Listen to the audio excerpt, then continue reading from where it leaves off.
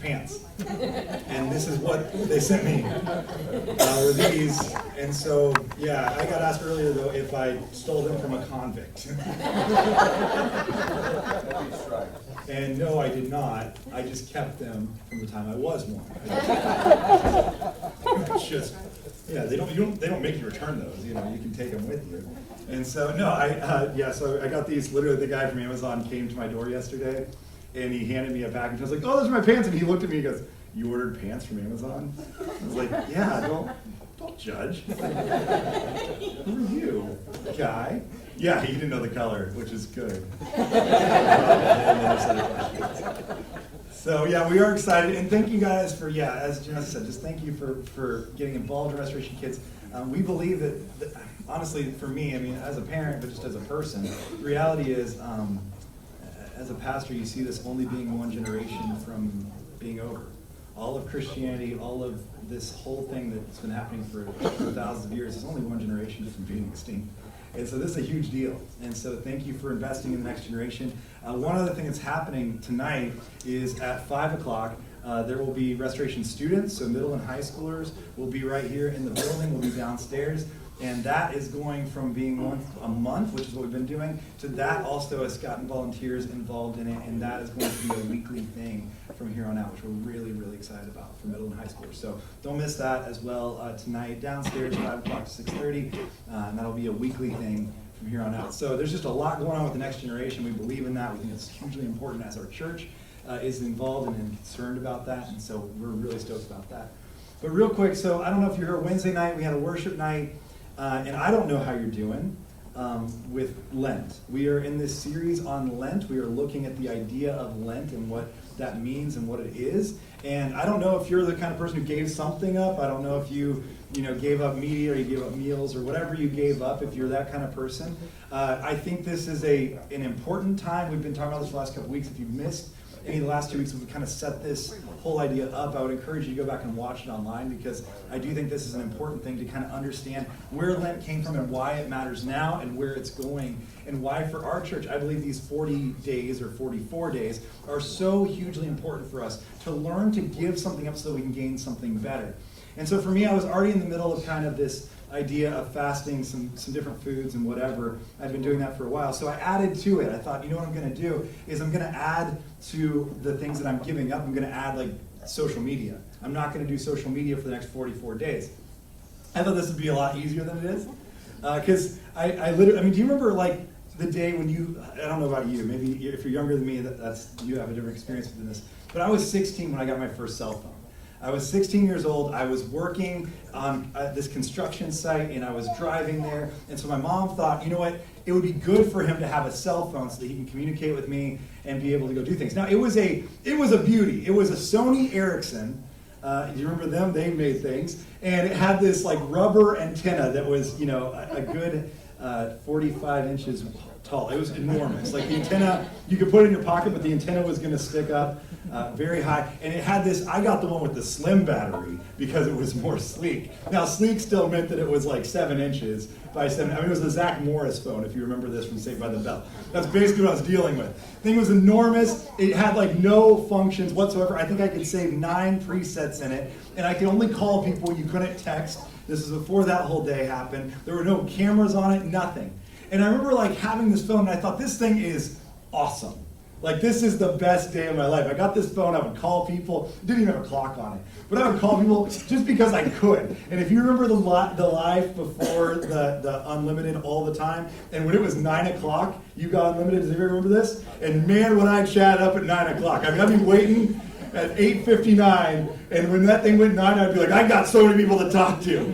Everybody needs to have a conversation with me. And I was so stoked about it. And it's funny because then I remember like these innocent, kind of pure days where you had these phones and these devices in your pocket. They were like supposed to just be for fun. And there was like something good about it, and actually something, again, so innocent, innocuous about what it was. It wasn't this like deceptive thing. It was just like, these are so nice. I remember early on, like just how it felt to have like this other thing where like it was like a relationship, like reinforcement. It wasn't my entire relationship with people, but it was like a reinforcement. I could then call them, I could stay on the phone with them, I could keep up with them more than I had before.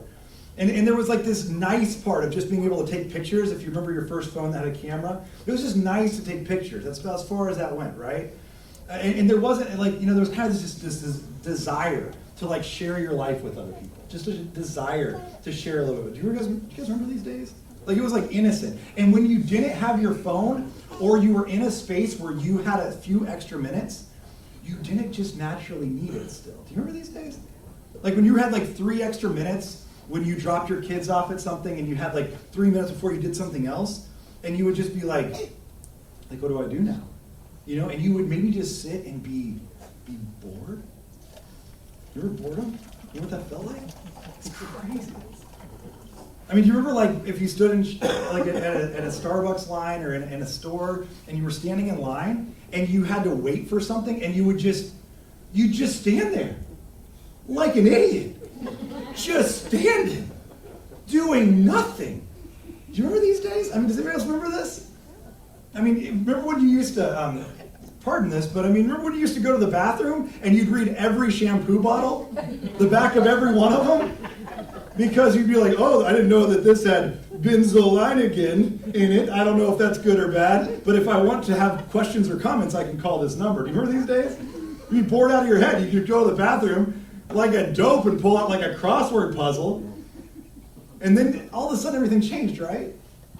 But there used to be a day where like you would maybe be bored. There might have been a day before these things where you remember this thing, it's called silence. Do you remember this? Things were just like silent. Just no like online chatter.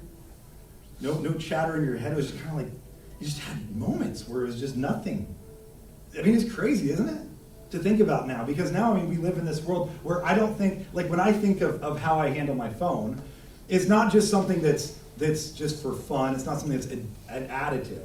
Like no longer is it just kind of some kind of thing that I add to my relational life. It's like it's a requirement for my relational life. In fact, it's replaced most of my relational life with synthetic relationships. And now I have this other version of relational life. Or maybe it's not just nice to take photos, but it's like necessary to take photos, right? On my phone this week without social media, I was watching my son. He was, I hooked him up on this VR machine. He was playing virtual reality, and oh, it was so fun to watch. And so he's having the time of his life. And I pulled out my phone, and I took these pictures of him and a little bit of video of him playing virtual reality. And then it hit me, this thought hit me of like, I don't have anywhere to post this right now. And it almost felt like, do I need to take the video? Do I need to take the photo? I'm not going to share it. Does anybody, just full disclosure, do you ever have that feeling? You're like, well, what's the point? If I'm not going to show other people, if I'm not going to put it on social media, does it even matter if I take the photo? Do you remember when you used to just do it for fun? When you used to do it for like you? Just saying. I mean, but it feels like this thing where I have to keep up with it. It's a relational requirement. It's something I have to do in order to keep up with everything. Right now, studies show, there was a study recently done by Microsoft, that young adults, 77% of young adults say that the moment that they don't have something else to do, they grab their phone. First thing, 77% of young adults would say this. And I know what you're thinking, well, that means 23% is where I am, because I'm not that one. I doubt it. I doubt it. I mean, the only place right now where it's safe is like in your shower, and soon they're going to make those things waterproof enough that like it's going to be the apocalypse or something. I don't know. I don't really want to think about it too hard. That's like the only place that it's safe right now. Some of you are like, no, I'll give it a go. I'll try it. Put it in a plastic bag if I need to. I mean, I can't live without this thing. But do you remember this thing called silence? Do you remember this thing of solitude where like you would just have these spaces in your life? I don't think we have that anymore. We live in a world that is hurried and it's worried and it's distracted. It's constantly kind of chasing us down. There's all these other things going on. It's not just the things on our phone, it's then the thing that goes into our brain. It's not just the thing in our brain, it's the thing that's around us, and there's all these other sounds and noises happening all the time. And today what I want to look at, whether you're in the middle of fasting and doing Lent in the way where you're giving up meals, or you're in this place where you're giving up media, I want to talk about kind of what we see in Jesus and kind of the importance of both, and hopefully this kind of hits both ends of that spectrum. But I want to first talk about what this meant to Jesus, this idea of silence and this idea of solitude. I want to look at what it meant to Jesus, and then I want to look at what it means for us today, okay? So we're going to begin, we're going to look at Jesus' life. This is going to be in Matthew chapter 4 is where we're going to start. And we're just going to look at some of what Jesus did with this, because I think his practices are so important for us to understand.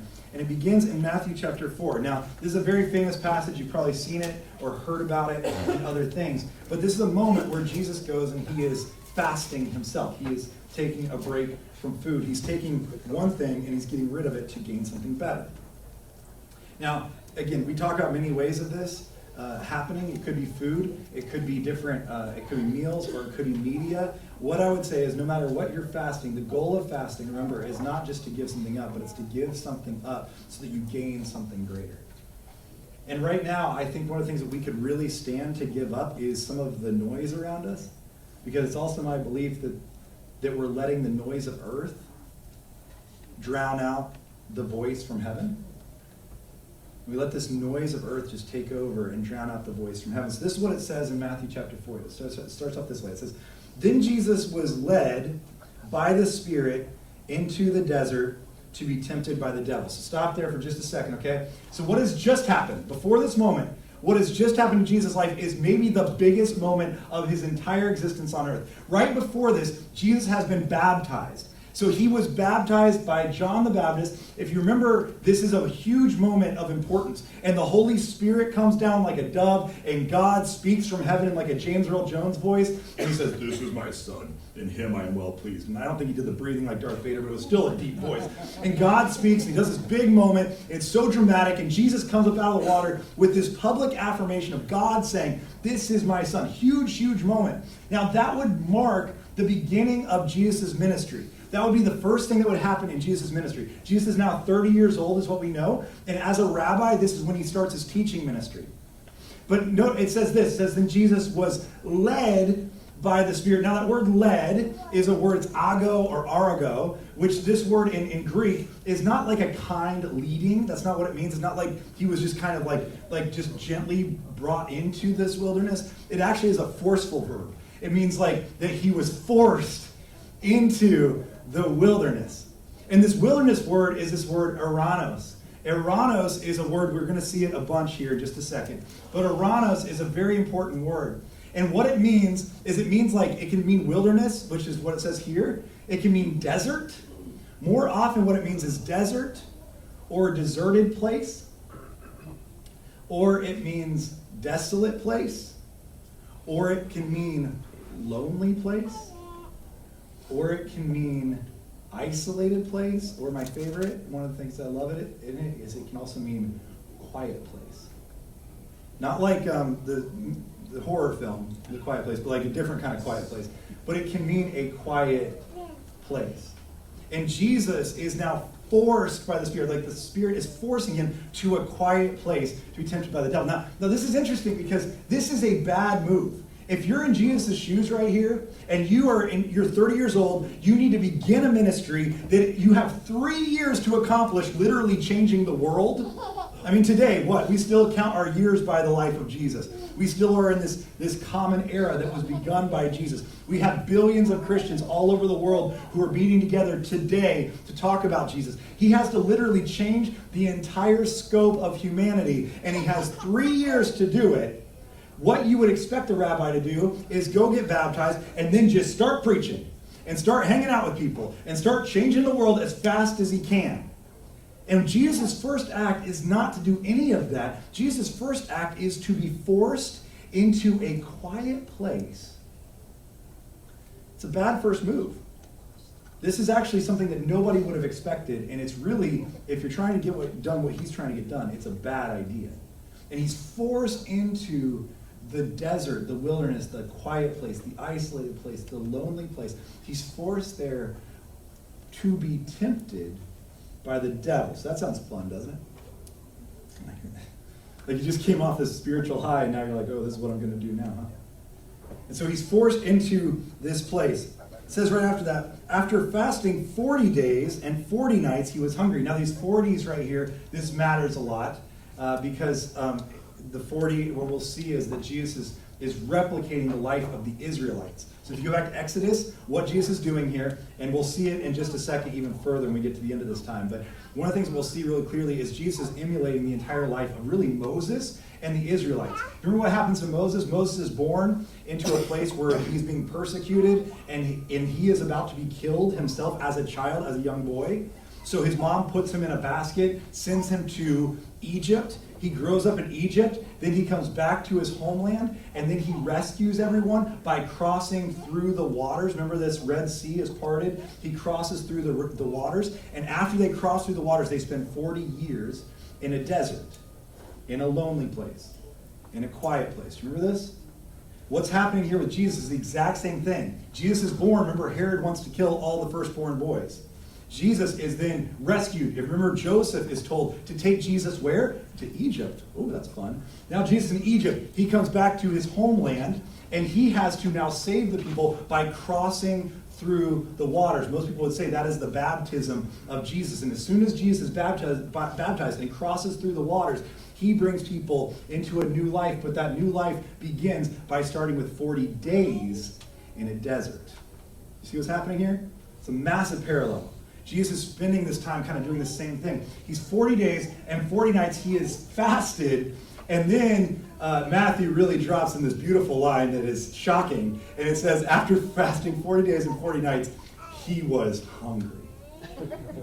You didn't see that coming, did you? And in Greek, that word hungry is pronounced hangry. And I'm just kidding, it's just hangry. I'm sure some of you are like, yeah, 40 days, I can't do 40 minutes. I get a little cranky in there. And so Jesus shows up, and this is what he does right after this big moment. He's now in the desert. He's being tempted by the devil. And it says, the tempter came to him and said, if you are the Son of God, tell these stones to become bread. Quench your hunger. Go ahead and do it. Go ahead and try it. Do that. That's what the tempter wants him to do. He wants him to turn the stones into bread. This is his plan. And it's fascinating because in this moment, so if you're like me, when you think about this whole thing that Jesus is doing right here, you're like, man, this is such a tough spot. Why would God send Jesus into this place? Why would he have the Spirit force him into the desert? Why would he be there at his most vulnerable and his weakest point to be tempted by the devil? And most people talk about this as though it's a weak point in Jesus' life. Jesus has not eaten for 40 days. He has not had community around him. He's lonely. He's isolated. He's in a quiet place. And people see it as this sign of weakness. This is when Jesus is so frail and so weak. I would argue that based on the life of Jesus, this is not a place of weakness for Jesus. This is the place that Jesus finds strength. This is a place of strength for Jesus. I believe that when he's out here in these quiet places, when he's out there in these isolated places, when he's out there in these places that he finds solitude, I would say that Jesus is at his strongest. Look at what happens in Jesus' ministry. So we see this as his first moment, but if you go, okay, so keep a thumb there in Matthew if you're following along. Flip over to Mark 1. The very beginning of Jesus' ministry in Mark chapter 1, in verse 35.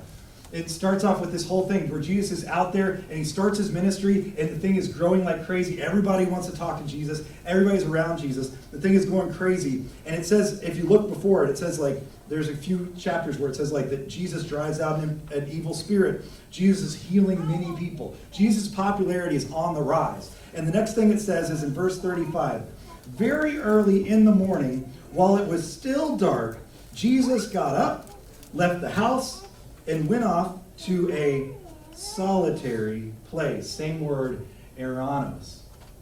Same word. This one's called a solitary place. He finds solitude. He finds silence where he prayed. Simon, the very next verse, says, Simon and his companions went to look for him. And when they found him, they exclaimed, everyone is looking for you. Now, this is a pretty flattering statement. Jesus shows up and Simon's like, listen, dude, like you're trending on Twitter, like you are a big deal right now, like you're getting a big following, TMZ is here, we got Time Magazine, they want articles, they want cover stories, they want to talk to you. This is a big deal. All these people are looking for you, Jesus. You're the big man now, you've done all the right things. And look at the very next verse. It says, and Jesus replied, let us go somewhere else, to the nearby villages, so I can preach there also. That's why I have come. You didn't come so everybody would like interview you or have all these big moments? You didn't come for that? Here's my opinion, here's my guess as to what Jesus is doing here. Jesus has just come away from praying. And because he's found this strength in what he's doing, this is Jesus' way of saying, no, thank you. By the way, just so you know, the sentence no is a complete sentence. And Lamont says the word no is a complete sentence. And Jesus knows what to say no to because he said yes to the right thing. Jesus went away. Jesus spent time with God. He had this other time that was in solitude and quiet. And so when he came back to the craziness, the hurry and the worry and the busyness of the world, when he walked back into all that, he knew exactly what to say. It wasn't a hard choice for him. I don't know about you. There are moments that I struggle with this. What do I say yes to? What do I say no to? How do I handle this? How do I handle that? And when I get into my own world, the problem is my hurry and my worry and my distraction make me make bad choices. I don't think anybody makes good choices when they're in a hurry. I don't think anybody makes good choices when they're worried. I don't think anybody makes good choices when they're distracted. I would say we make some of our worst choices in those scenarios. We make bad decisions when we're hurried or worried or distracted because we have these things telling us we can do it all. We have this hurry that tells us that we should be in all places at all times. And so we are nowhere all the time.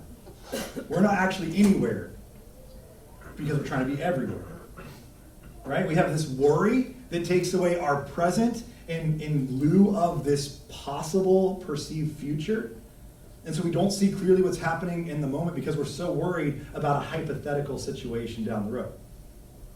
Right? We have this distraction that tells us that our attention should be on everything all the time. And so our attention is scattered between all these things and it's never fully on one thing because we're so distracted. And it just keeps up and keeps up, doesn't it? I mean, I don't know about you. This is constantly the way I live my life. And Jesus chooses. He stops and he says, no, I'm not going to do that. He says, let us go somewhere else to the nearby villages so I can preach there. That is why I have come. He has recentered himself and said, this is why I'm here. This is the whole idea. I mean, can you imagine Jesus being a distracted guy? Can you imagine him being hurried or worried or distracted? Can you imagine that in Jesus? Like when I picture Jesus, I picture him on his own schedule, moving at his own pace. Can you imagine, like, if you got a chance to talk to Jesus, do you think he'd be talking to you and he'd be chewing gum and like he'd be on his phone the whole time and just kind of like looking up when it's time to like hear you say something? Do you think Jesus is like distracted that way? I can't imagine a Jesus that's doing that. I remember I met a guy. A few years back, there was a guy. His name is Paul Young, and Paul Young wrote the book The Shack. If you've ever seen the movie or read the book, whether you like the book or not is not relevant to this. But he came to speak at a church I was working at, and he showed up. And I just remember that he came, and what would normally happen is we'd have big name speakers that would come in, and they would be these big deal guys. So we'd have extra security, we'd have extra people there that weekend, and our church would literally double in attendance because we'd have one of these big name guys come in and speak. And he came in, and I remember like thinking, okay, here comes this big wig, here comes this guy who's this, a whole nother level of celebrity. It was right when The Shack was enormous. It was the #1 bestseller on the New York Times bestseller list for longer than any book to that point besides the Bible, and it was even outdoing, at that point, Purpose-Driven Life's work. I mean, it was way up there. He was making hand over fist money. He was just doing amazing stuff. And so he was on this big speaking tour, and I thought when he came in the doors, I was like, man, here comes this bigwig. He's going to just kind of move us to the side and talk to the people who are important. And you know these people, right? The movers and the shakers, the climbers in society that are ready to kind of move up the ladder. So they're not really interested in what you are, but they're worried about the person you know, who's somebody or a connection they can get to. And so he walked in the door, and I was like, oh, here we go. And I was leading worship that weekend, and he walks in the back doors, and we're in a run through before the service, and he walks in, And he came right up to the stage. And he walked right up on the stage. And I was like, oh, this arrogant guy. He walks right over to me. And we get done with the song, and he just stood there. And as soon as I turned around, he said, so are you Kevin? I said, yeah. And then he just talked. He just talked to me. And like we stood there, just the two of us, and he never did this. You know the look over your shoulder? Where he looks around you just a little bit? Where you're just a little bit distracted? You know what I'm talking about, right? Where he's glancing off, seeing who's coming up behind me, who might be more important behind me, who else he could talk to that's not me. He never did that. He just stayed in the moment. And what was fascinating is he did it with every single person he talked to that weekend. And it made me almost uncomfortable. Because we're not used to that kind of attention. We're not used to that kind of like one-to-one conversation anymore. And I watched him and I was blown away. And I thought, that's what I imagined talking to Jesus was like. That he could be in a crowd full of people and yet you were the only one he saw at that moment. He saw everyone and only you at the same time. That's what I picture Jesus being like. Can you picture that Jesus? And I think so many times in our world we're so distracted because we don't know what to say yes to and what to say no to. Remember, saying yes to anything requires saying no to 1,000 other things. And you have to say yes to these things that are important. If you're in a spot right now where you're like, I don't know which way to go, the practice that Jesus had was one where he isolated himself. He put himself into solitude and into silence. And he talked to God. And when he came back, he knew exactly what he was supposed to do. It wasn't what everybody else thought he should do. It was what he knew he should do. And so Jesus does this in Mark chapter 1. We see kind of this moment. If you will, just indulge me for another second, and we'll move on from this idea of the Aeronamos. But he does this in Mark 1. We see the first moment of this. In Luke, let's see here. Let's skip over to Luke real quick. In Luke chapter 5, there's another moment we see this whole idea happen. Also, Mark 6, if you ever get bored and you want to look at it, there's another moment where that happens, where Jesus is trying to get to a quiet place, but he keeps getting followed by so many people that he can't find it. If you're a mom, you can relate to that. And so, you're trying to find a quiet place, but you're like, everywhere I go, there's a human. And that's what was happening to him. It's right before he fed 5,000 people, by the way, because they wouldn't stop following him.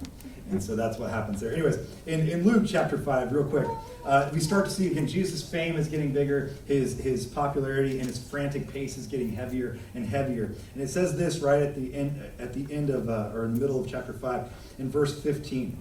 It says, yet the good news, the news about him spread all the more. So the crowds of people came to hear him and be healed of their sickness. But Jesus, notice this, again, his fame is getting bigger, his popularity is getting bigger.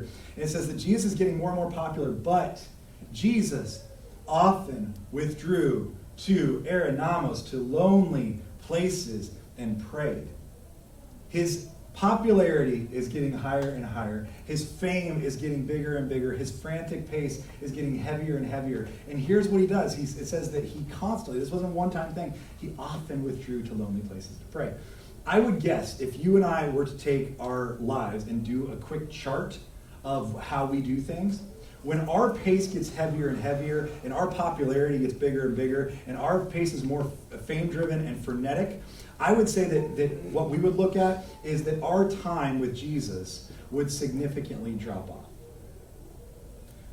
Right? Our spending time in solitude and with God would get smaller and smaller. With Jesus, it's the opposite. As he gets more and more and more popular, as more and more demands are made on his time, as he gets busier, what we see is actually he gets more and more time where he pulls away and spends with God.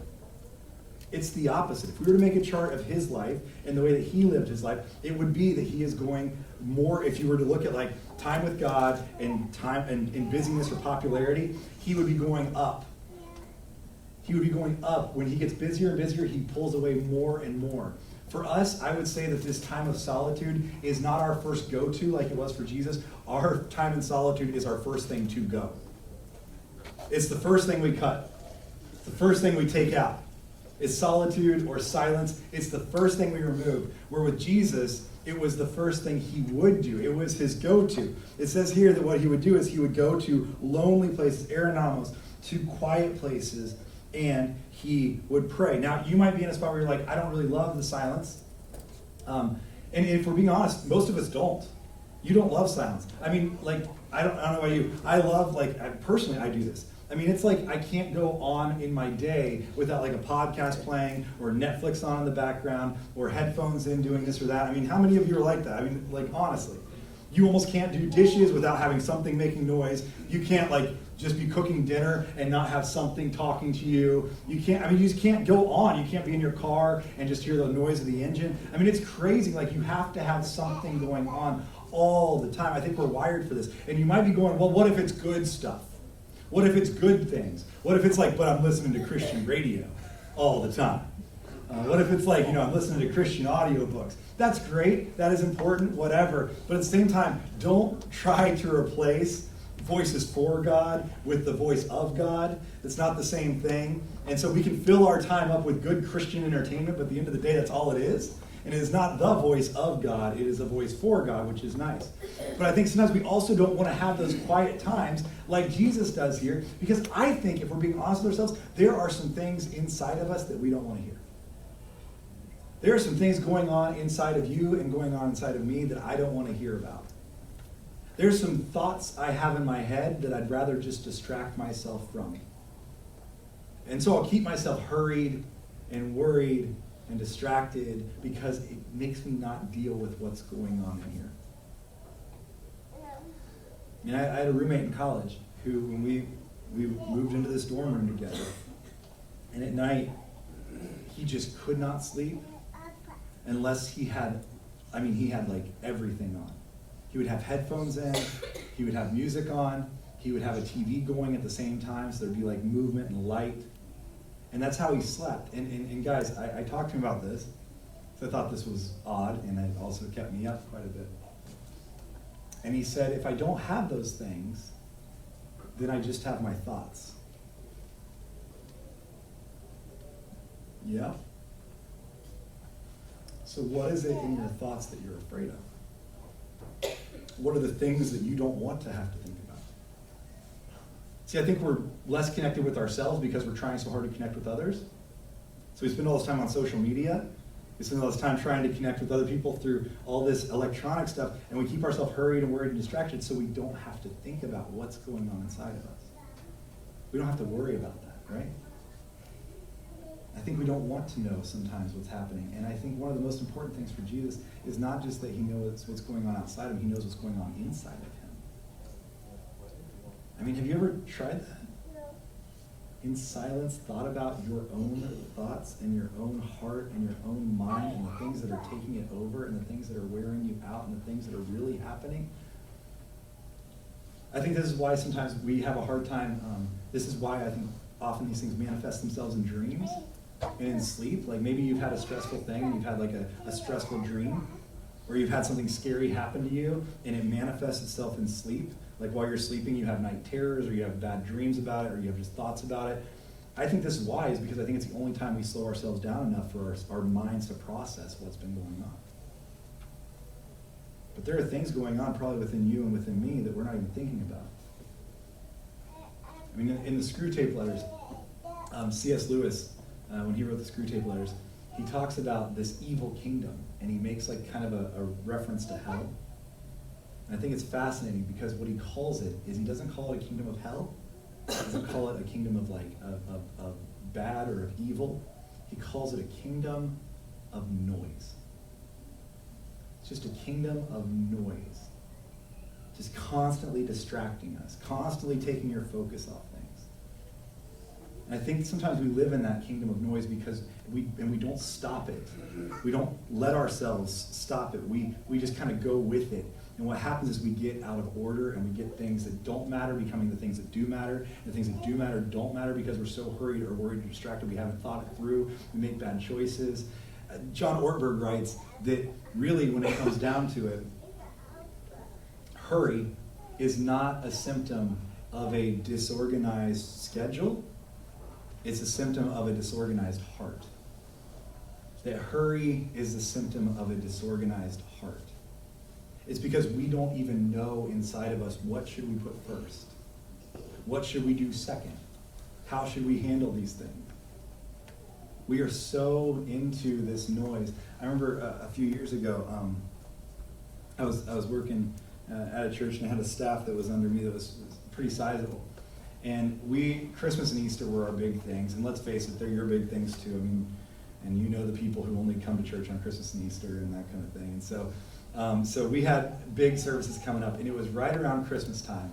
And you guys, if you've ever worked in a church or just been near a church, Christmas, like for me, it's taken years for me to actually enjoy the season of Christmas, because it's just so anxiety producing, and it's so heavy, and you have so much going on, and you barely enjoy your family. And to this day, like this Christmas Eve, if you were here, you know I had the flu on Christmas Eve, and my body, I swear to you, it gets sick at this time of year every year, because I just trained it that I will go way too hard, and it's just like the time of year where this is going to be a mess for me. And I know that, and I've had to try to change my spiritual patterns around that. And I remember I was trying to change this at the church I was working at, because it was Christmas time, and it was just so busy for us. And the church we were at had 5 Christmas Eve services we had to get ready for, and we had thousands of people going to show up to it, and it had to be this big production, this massive thing. And I went to my staff and I said, guys, I think we need to take a day where we leave the campus of the church, and we will just go away, and we're going to do a silent retreat where we're just going to go and read some scripture and have some time in silence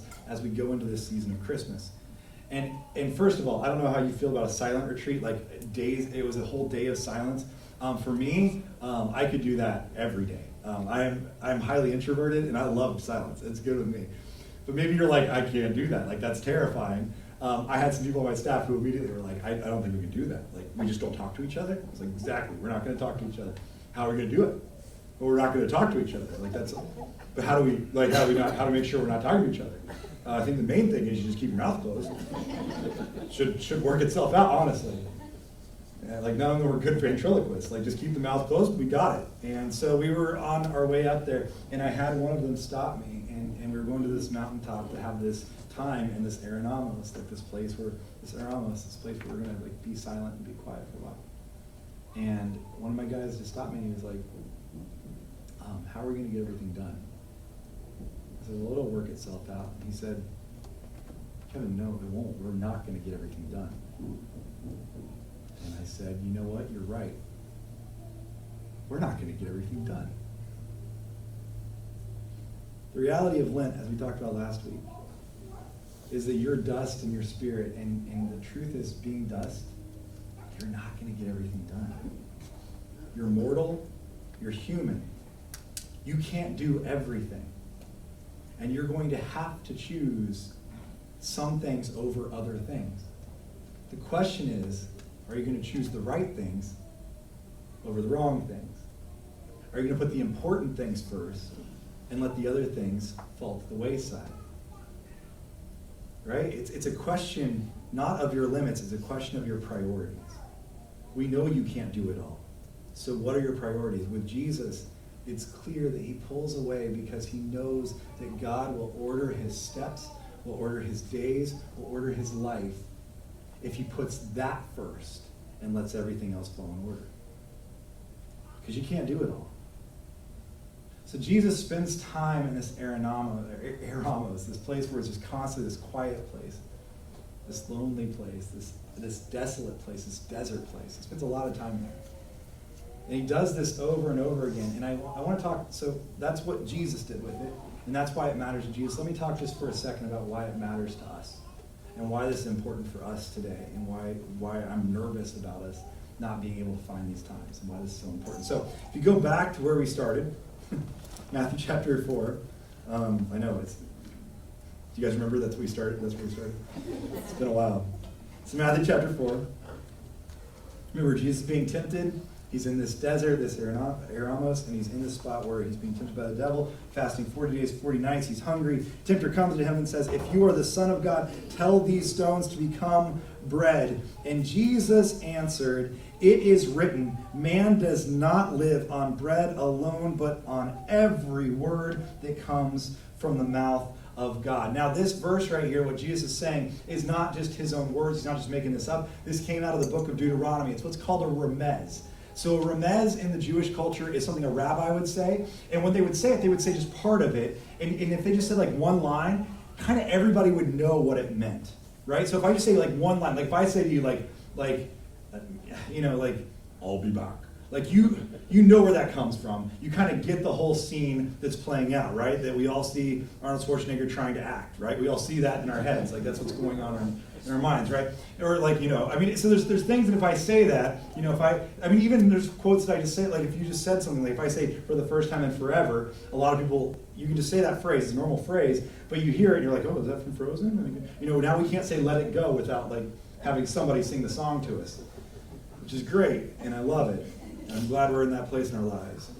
If I say like, you complete me, which I say a lot, you know where it comes from. And you know the whole story. Like you feel, but you can see the whole thing behind the one line. Does that make sense? There's kind of these things. Even like one of my favorite phrases that's weird is when you jump the shark. You guys remember jump the shark, this line about jumping? So that means that something's past its prime, but it comes from Happy Days and the fawns jumping a shark. And yeah, it's a weird thing, and someday our kids are going to be like, why do we say this phrase? But it's like lasting in our culture that this phrase is still there. And so this whole thing is this remez. It means like you know one line, but it tells you the whole story. And people who know the story know the whole story. Does that make sense? So Jesus is just going to say one line of it, but probably all of his followers would be like, oh, we know what that's from. And it comes from Deuteronomy. It comes from the first time that we see this story play out of the Israelites. And so, again, if you flip around, guys, you're getting your money's worth out of your Bible today. In Deuteronomy chapter 8, this is where it comes from. I want to read this to you because I actually think it's pretty fascinating where this line comes from and what it says. So again, not just the one verse, but in Deuteronomy 8, and it begins in verse 2, and it says this, in verse 2, remember how the Lord your God led you all the way in the desert. Led. We see that word again. Isn't that interesting? And here we see another thing. It says, in the desert, so remember we're now in this isolated, this quiet place, this lonely place, these 40 years. And he's now here, remember 40 years means 40 days in Jesus' time, that's what's going on. He's led you here to humble you and test you in order to know what was in your heart. You see what silence does? It lets you know what is in your heart. It lets you know what's really going on inside of you. And it can be a scary thing, but it lets you know what's going on in your heart. Whether or not you would keep his command. He humbled you, causing you to hunger, just as Jesus is, and then feeding you with manna, which neither you nor your fathers had known, to teach you, here's the line, that man does not live on bread alone, but on every word that comes from the mouth of the Lord. He lives on every word. You don't live on bread alone, you live on the word of God. Now here's the thing. Sometimes people try to take this and they try to make it about the word of God, meaning like the Bible. That's not the case here, just so you know. When this was written in Deuteronomy, and especially when Jesus is talking about it, but in Deuteronomy, they didn't have a word of God. They didn't have a Bible sitting around. They were writing it at that time, but they didn't have it sitting there. That's not what they're talking about. They're talking about the words of God, God speaking to you. And what they're saying is that there are words coming from God. Here's the problem with words coming from God, is words don't matter unless you can hear them. Words don't matter unless you hear them. Does that make sense? He's saying that it's not about this bread, it's about being able to hear God. If you can't hear God, if you are too hurried and too worried and too distracted, you have not been able to hear God. The Word of God is God speaking to you, but the problem is that many of us are not listening. And this is what concerns me the most, is that I think more often than not, we're not listening. We're not hearing that God is trying to speak to us. We have let the noise of earth start to drown out the voice of heaven. And we're not hearing it anymore. If you go to, again, last thing, if you go to Revelation, we're going to go all the way to the end of the Bible. Guys, we are killing it right now. We are all over the place. In Revelation, this is what concerns me. It says right here in chapter 3, it starts in verse 14. It says, to the angel of the church in Laodicea, write. And this is John writing to a church in Laodicea. Laodicea is a very wealthy city. It had burned down in 61 AD, and it was completely rebuilt. And it was rebuilt by very wealthy people. And they had like a lot of money. It was a very new city. A lot of people say it would be like, really like what you see like with Dubai, even kind of like Orlando type city, but like just very new. Nothing's like, not a lot of old stuff. Everything's being up and coming. And it was a very wealthy city. And he writes to them, and because they're very busy and they're very distracted, they're very hurried, they're very worried because they have so much money. And so it says, he says, these words are true of the amen, meaning like these are going to come true. He says, the faithful and true witnesses, the ruler of God's creation, I know your deeds, that you are neither cold nor hot. I wish you were one or the other. Anybody remember this verse? I wish you were one or the other. So because you're not, you're lukewarm, neither hot nor cold. I'm about to spit you, spew you, as some verses say, out of my mouth. Spew like Wayne's World. Like it's spew. Like that's what they're saying here. And he has this whole thing. Now, just fun fact, Laodicea is placed between two different rivers coming into one place. One of them is coming out of the mountain, so it's cold ice water. The other is coming out of hot springs in a place called Hierapolis, and it's coming down from the other side. And these two, this hot river and this cold river, are meeting in the middle, and they're becoming lukewarm water. And that's what he's saying is literally exactly where you're placed, Laodicea. You're just like your surroundings because you haven't pulled yourself away to think about who you should be. You're just like this environment around you. So skip down for just a second, because then it says at the end of it, in verse 20, he's talking to them, he's saying, you're so busy, you're so hurried and worried and distracted. He says, here I am. I stand at the door and knock. If anyone hears my voice and opens the door, I will come in and eat with him and him with me. Now notice what's happening here. First of all, this is what concerns me. Many times we hear this verse read to people who are not Christians, not people who are following Jesus, right? And you talk about that. Jesus is knocking at the door of your heart and he wants to come in. That is fine. That's an okay translation of this. But notice who he's talking to. He's not talking to people who don't know Jesus. He's talking to people that do. Ooh. He's talking to a church. And in the church, where is Jesus? He's outside of it. He's outside the door. He's not even inside the church. And he's knocking. And the problem isn't that he's not knocking loud enough. The problem isn't that he's not persistent enough. The problem isn't that he doesn't want to be there. The problem is that they're too hurried. They're too worried. They're too distracted that they don't even hear him. We had friends over to our house a few years ago. We used to play games just like once a week. We would have friends over to our house, and we had this. We would play a lot of heads up. Anybody play heads up on your phone? We'd play a lot of heads up, and we were big on that.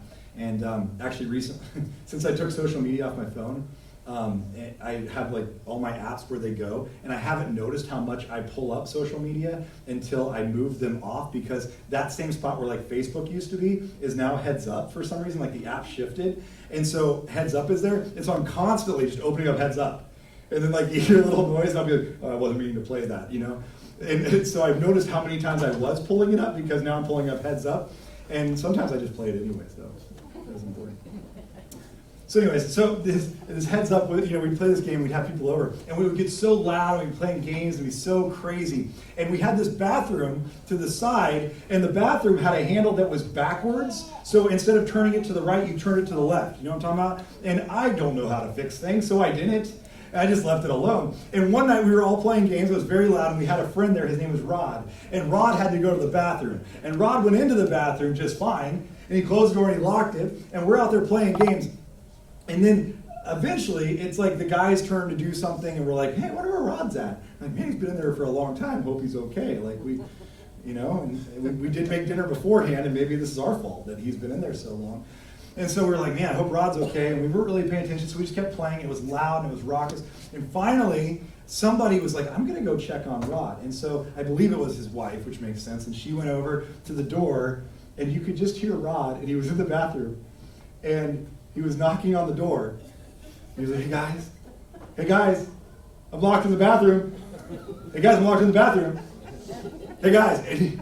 And so we came to the door, and honestly, we didn't let him out right away because it was really funny. And so we're watching the door. He's knocking on the door. He's like, "Hey guys, I can't get out. I'm locked in the bathroom. Hey guys, I'm locked in the bathroom." And he's knocking on the door. He's just knocking. And finally, I was like, "Oh, you just have to turn the knob the other way." And he's like, "Oh, okay." He turns the knob the other way, and he comes out. And I was like, "How long were you doing that?" He was like, "Oh, I think it's been like 20 minutes."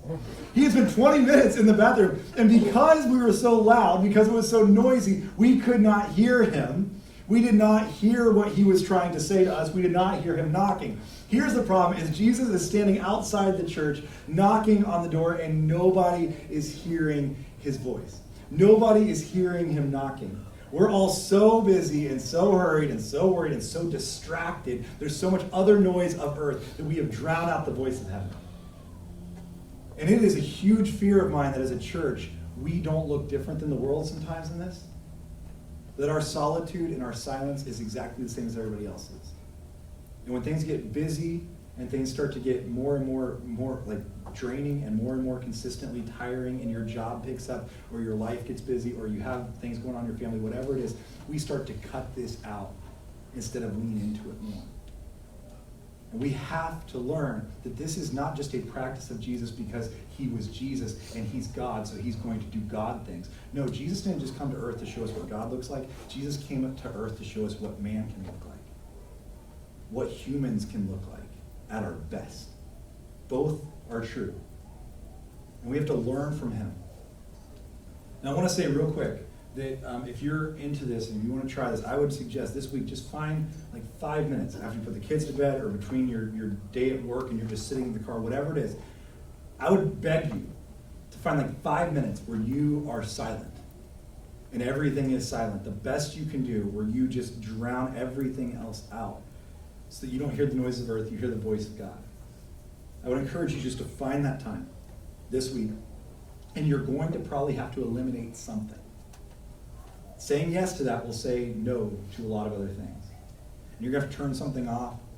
You're going to have to like push other things away. You're going to have to be intentional about this.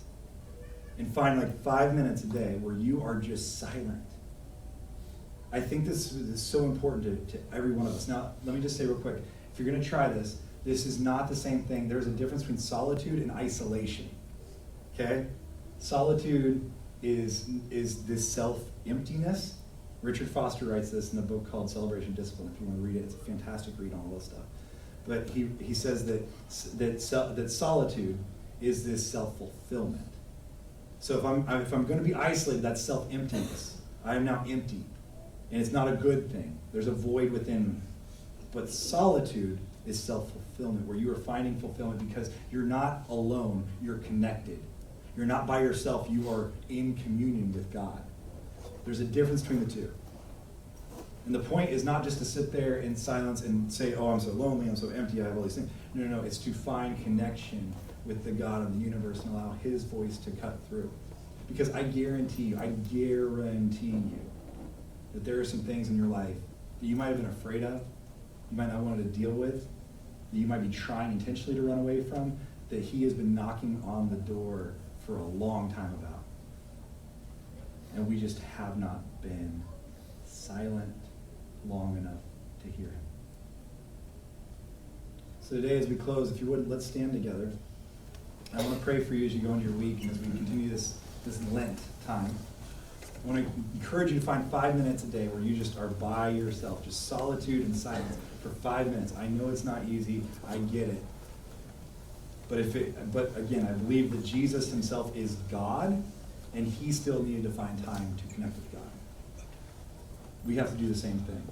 To know what's going on in God's heart, know what's going on in our hearts. So what I'm going to do this morning, this is going to be real weird. I'm just going to give you a minute of silence before we pray together. And I'm going to tell you, a minute feels like an eternity. It feels like a real long time of silence. We're not used to it. I'm going to give you a minute, and then we're going to pray together. So I'd ask you just to spend a minute here in silence, and then I will close in prayer.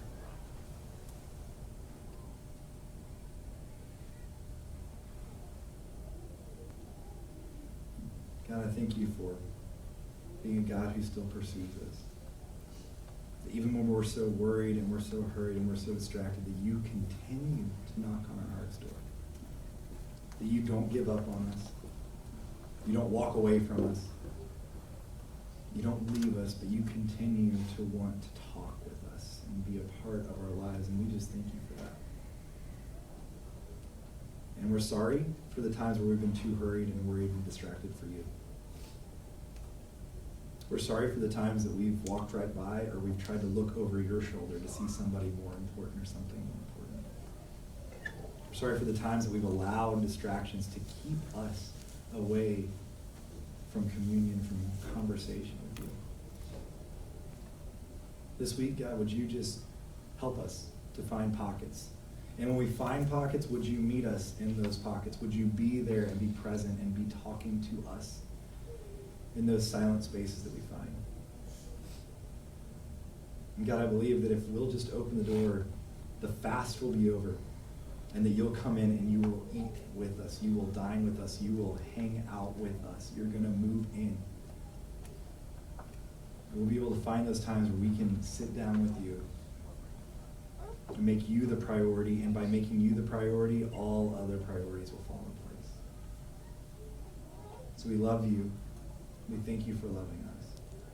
We pray that you would teach us what it looks like just this week to love you with our hearts and our minds and our souls and our strength, and to put all those things in perspective as we give up some things so that we can gain something greater in you. So would you drown out the noise of earth so we can hear your voice from heaven? Thank you for this time. I thank you for this community. Thank you for what you're doing in and through and even in spite of us. Pray be with us this week as we come together and as we individually separate to be able to hear you and to talk to you. May I pray. Amen. Amen. Thanks for being here this week, and we will see you next week tonight, students, at 5 o'clock. And looking forward to that. Have a great week, and again, five minutes a day. See you next week.